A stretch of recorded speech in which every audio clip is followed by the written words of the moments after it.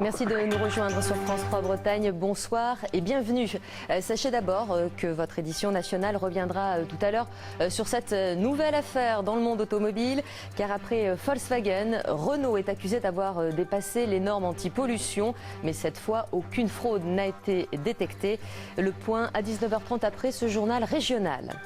À la une, en Bretagne, un accident rarissime et dramatique. 6 personnes sont hospitalisées à Rennes après avoir participé à des essais sur un médicament.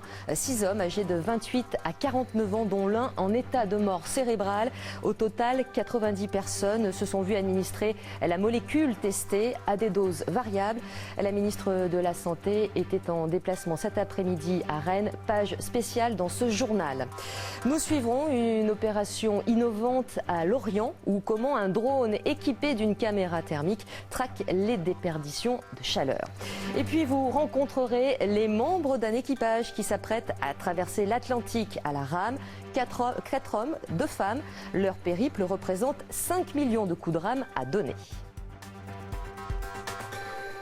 C'est donc un essai thérapeutique qui vient de tourner au drame. 6 personnes sont actuellement hospitalisées à l'hôpital Pontchaillou de Rennes, dont une en état de mort cérébrale. Ces personnes participaient à un essai thérapeutique mené sur un médicament pris par voie orale. Essai mené par un laboratoire privé. Un accident d'une exceptionnelle gravité, a déclaré la ministre de la Santé, Marisol Touraine, qui était à Rennes cet après-midi. Les faits avec Benoît Levaillant, Christophe Rousseau et Lionel Bonis. C'est ici, au CHU de Pontchaillou, que les 6 personnes concernées ont été hospitalisées. Ce sont des hommes âgés de 28 à 49 ans, originaires de Bretagne et Mayenne. À partir du 7 janvier, tous ont pris la même dose, la plus forte, d'une molécule à visée antalgique. Depuis dimanche, l'un est en état de mort cérébrale, 4 souffrent de lésions neurologiques graves, probablement irréversibles. Le dernier n'a pas de symptômes, il est sous surveillance. Sur place, la ministre de la Santé a assuré son soutien aux familles sans remettre en cause le processus de surveillance des essais cliniques. Ce que nous voyons aujourd'hui est inédit.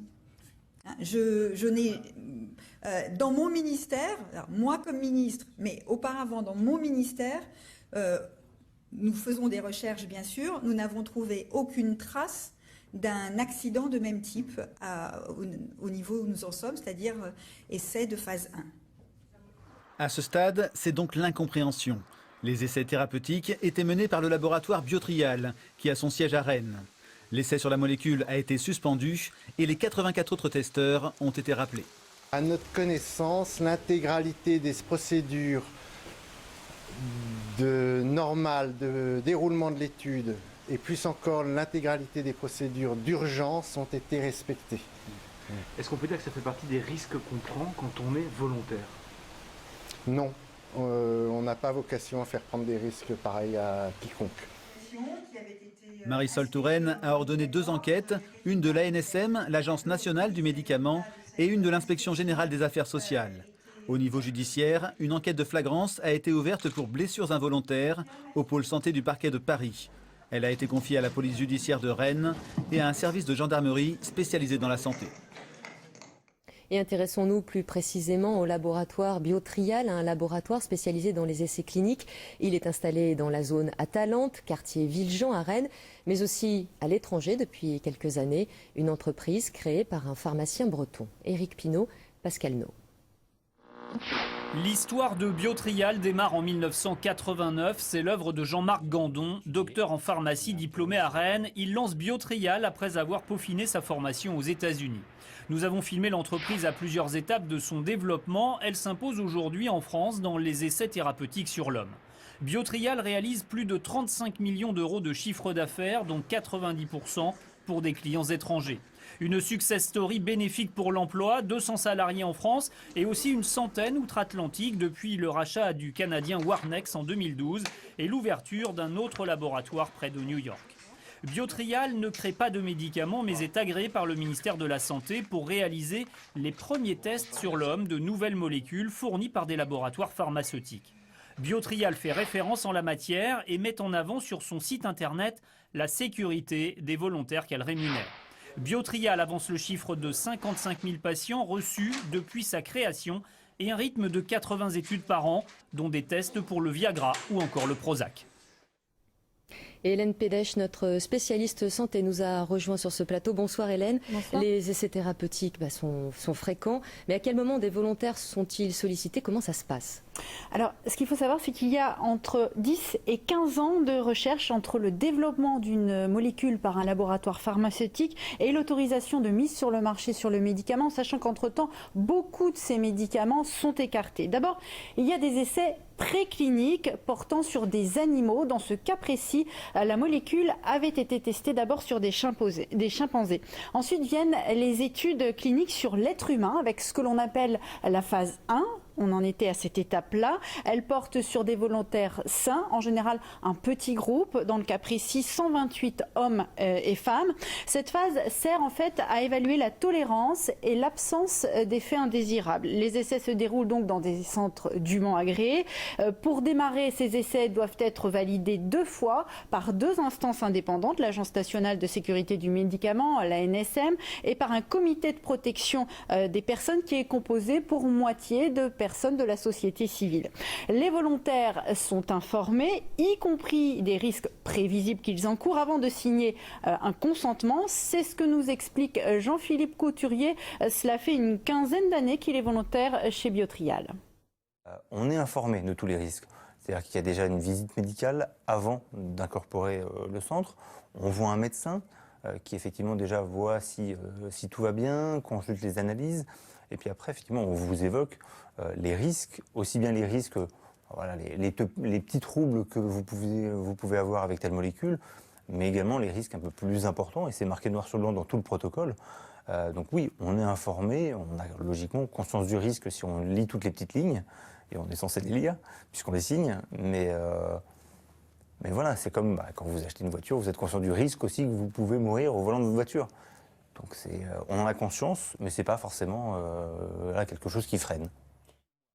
Alors après cette phase 1, l'étude clinique comporte 3 autres étapes. La phase 2 porte cette fois sur un groupe de malades. Elle permet d'évaluer l'efficacité de la molécule et la dose à laquelle elle est la plus efficace. La phase 3 porte encore sur des malades, mais cette fois à beaucoup plus grande échelle. Elle vise à comparer le médicament, soit un placebo, soit un médicament référent. C'est seulement alors que le médicament peut être mis sur le marché, commercialisé, mais là encore, il reste suivi à très long terme, c'est la phase 4. Merci Hélène pour ces précisions. Et voilà ce que nous pouvions dire ce soir après cette hospitalisation donc de 6 hommes qui participaient à un essai thérapeutique. L'un d'entre eux est en état de mort cérébrale. Toutes les informations liées à ce terrible accident sont à retrouver sur bretagne.france3.fr.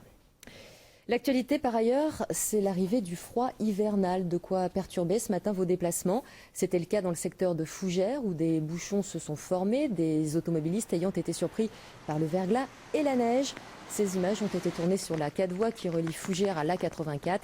La 84 où le trafic a été fortement perturbé du fait de chaussées glissantes, bouchons, mais aussi plusieurs accidents signalés dans notre région Bretagne. Image de Christophe Rousseau.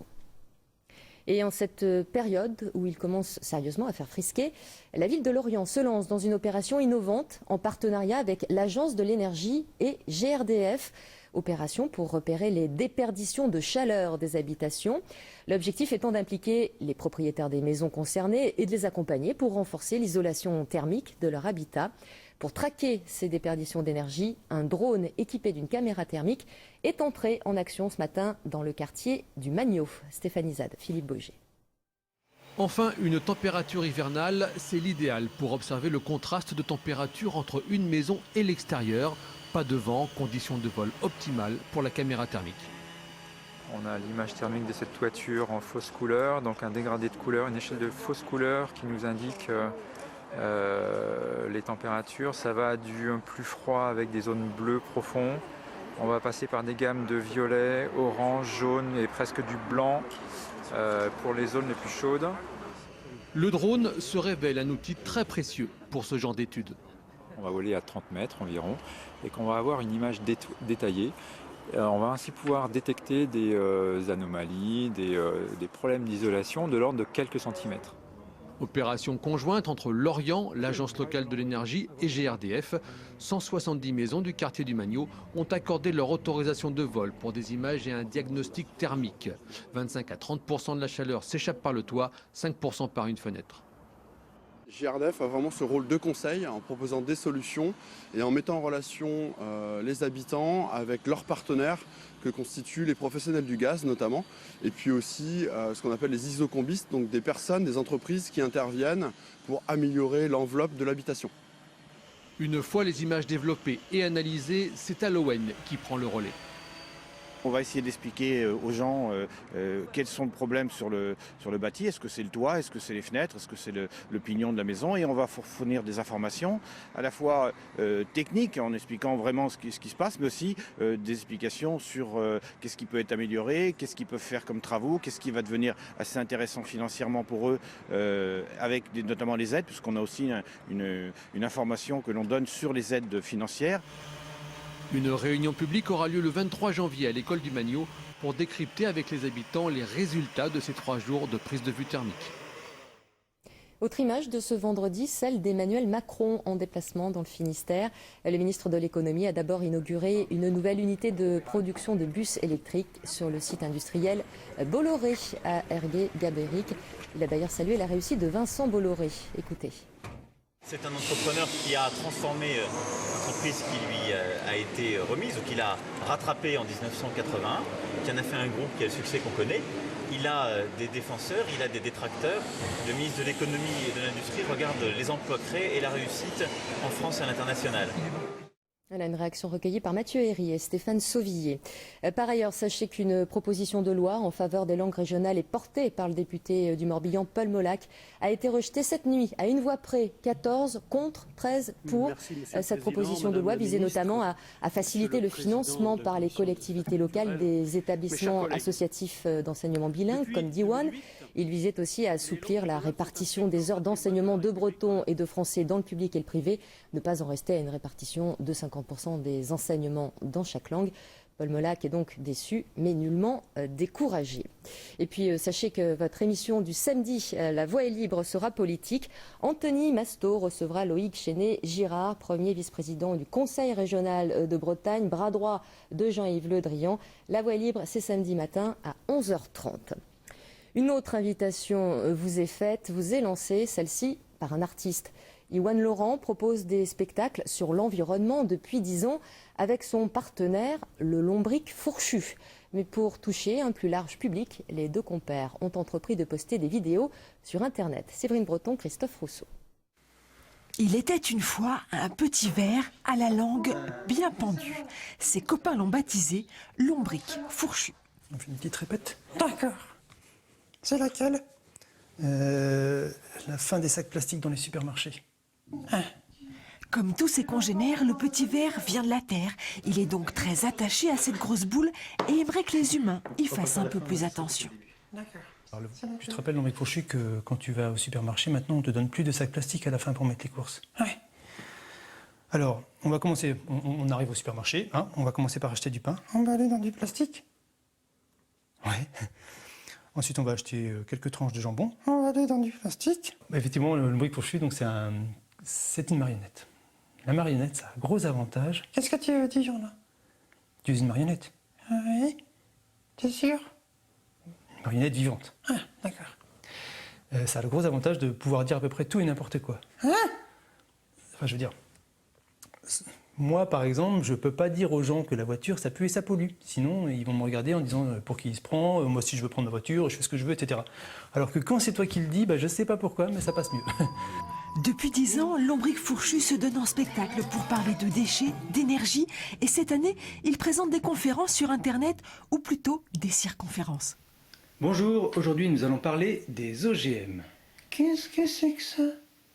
Les OGM, ce sont des plantes en fait qu'on a modifiées tout simplement pour mettre plus de pesticides dessus.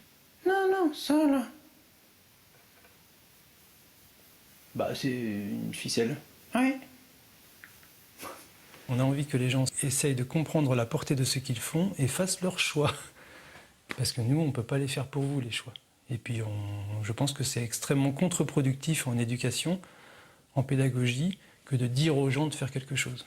On n'est pas là pour vous dire ce que vous devez faire, mais plutôt pour vous inviter à réfléchir. Oui. Avec humour. Surtout.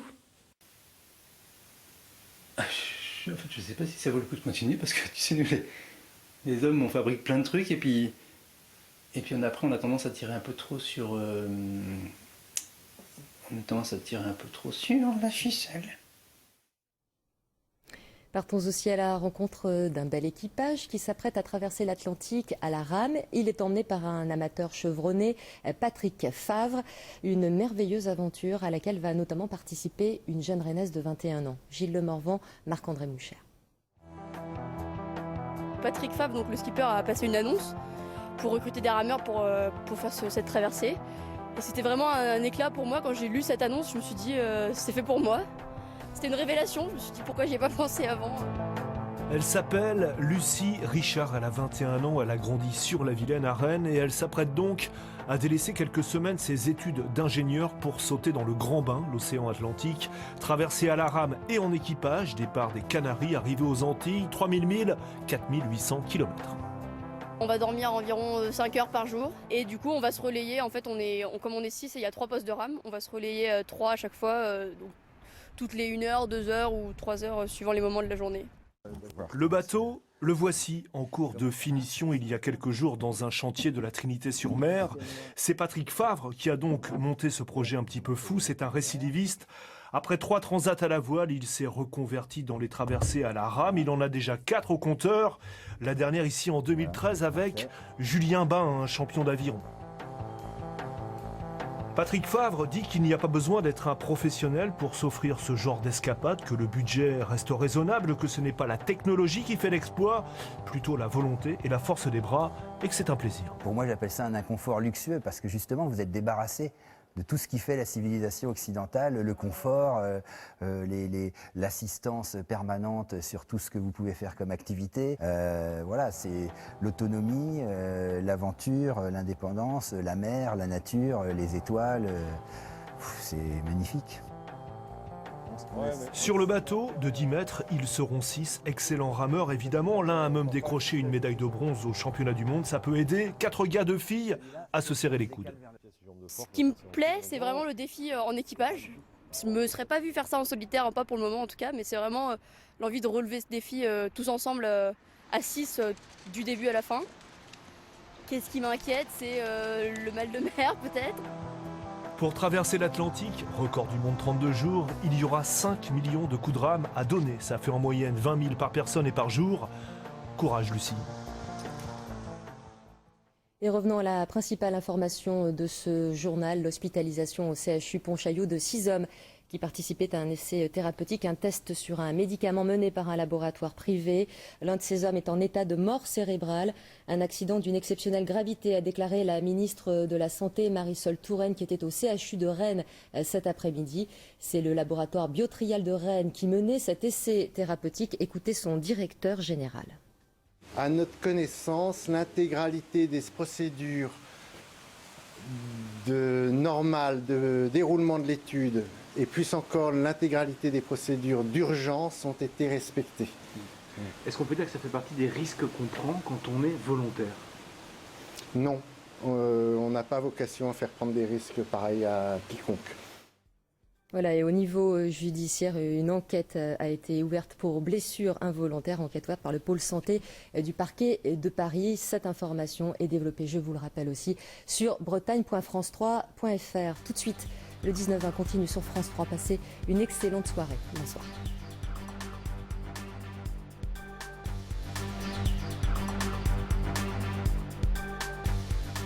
Votre actualité régionale à suivre également sur l'application France 3 Régions.